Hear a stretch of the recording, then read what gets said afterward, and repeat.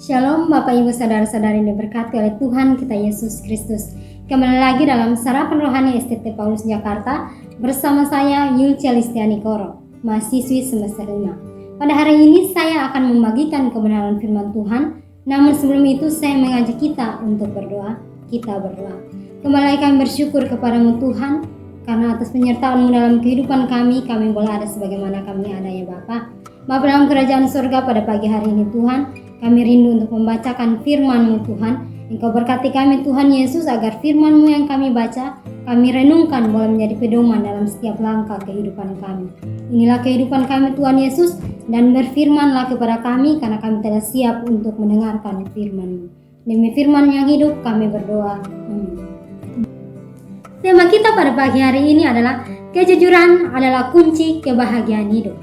Bapak Ibu saudara-saudari yang diberkati oleh Tuhan kita Yesus Kristus, berbicara tentang kejujuran.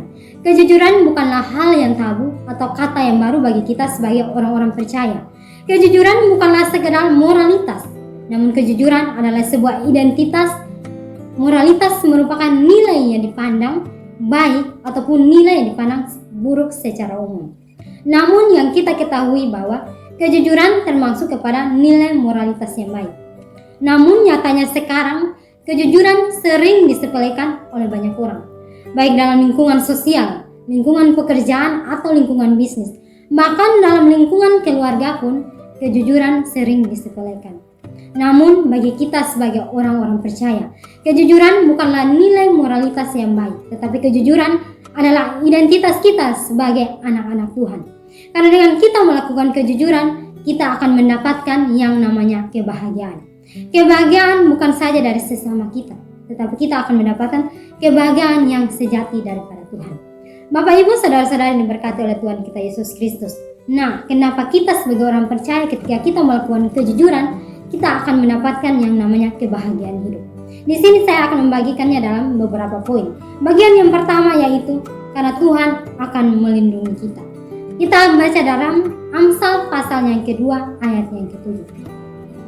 Firman Tuhan berkata demikian, Ia menyediakan pertolongan bagi orang yang jujur, menjadi perisai bagi orang yang tidak bercela lapangnya.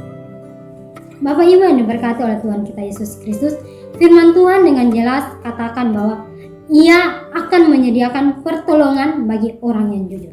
Itu merupakan suatu kebahagiaan bila kita tahu bahwa Tuhanlah yang akan melindungi kita. Orang jujur memang tidak terlepas dari yang namanya permasalahan. Karena apa? Karena orang yang jujur tidak menutup kemungkinan banyak orang akan memusuhi, bahkan akan menjauhinya. Misalnya ketika kita berada dalam lingkungan pekerjaan. Ketika kita dalam lingkungan pekerjaan, teman sekerja kita yang melakukan korupsi, kemudian kita tidak mau ikut dalam persengkokolan mereka, tentunya kita akan dimusuhi. Bahkan kita akan disingkirkan oleh mereka. Namun semua itu jangan sampai membuat kita takut. Tetapi kita harus tetap menjadi orang yang jujur. Karena percayalah bahwa Tuhan yang akan melindungi kita. Karena ketika kita hidup jujur di mata Tuhan, maka Tuhan sendirilah yang akan turun tangan untuk menolong dan melindungi kita. Dan kita akan mendapatkan yang namanya kebahagiaan. Bapak Ibu yang diberkati oleh Tuhan kita Yesus Kristus, bagian yang kedua yaitu karena orang jujur akan diperkenankan Tuhan. Kita dapat membacanya dalam Amsal pasal yang ketiga ayat yang ke-32. Firman Tuhan berkata demikian, karena orang yang sesat adalah kekejian bagi Tuhan, tetapi dengan orang yang jujur, ia bergaul erat. Bapak Ibu saudara-saudari yang diberkati Tuhan, selain memperoleh pertolongan daripada Tuhan, sumber kebahagiaan orang jujur adalah perkenanan Tuhan. Siapa sih yang tidak mau mendapatkan perkenanan dari Tuhan? Orang yang berkenan kepada Tuhan adalah orang yang istimewa. Karena apa? Karena Tuhan bergaul karib dengan orang-orang demikian.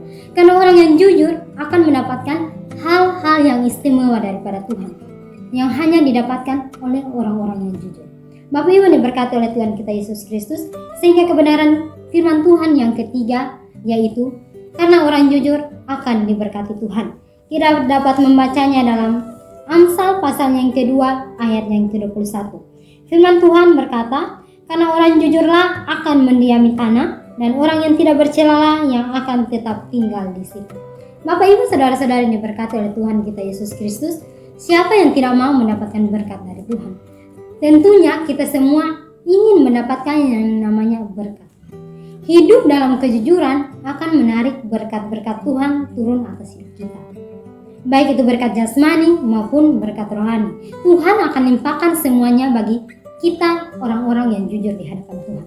Bapak Ibu yang diberkati oleh Tuhan kita Yesus Kristus, sehingga firman Tuhan pada pagi hari ini mau mengajarkan kepada kita bahwa kejujuran merupakan kunci untuk memperoleh kebahagiaan hidup, yaitu kebahagiaan karena pertolongan Tuhan, kebahagiaan karena perkenanan Tuhan, dan kebahagiaan atas setiap berkat yang Tuhan berikan.